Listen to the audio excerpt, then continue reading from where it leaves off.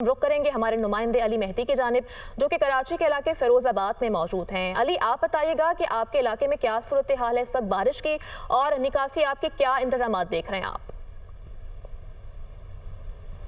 जी बिल्कुल, मुताल्लिक़ इदारों की रवायती गफलत और लापरवाही के बाइस शहरी को सख्त मुश्किलात का सामना करना पड़ा है।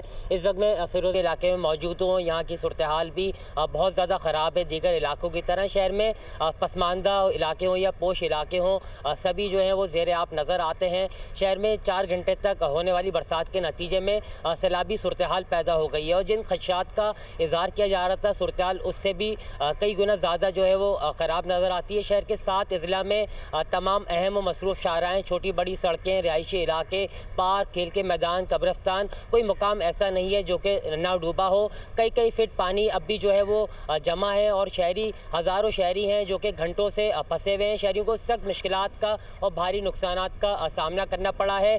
इस बरसात के बाद इंतज़ामिया जाग तो गई है, लेकिन अब बहुत ताख़ीर हो चुकी है।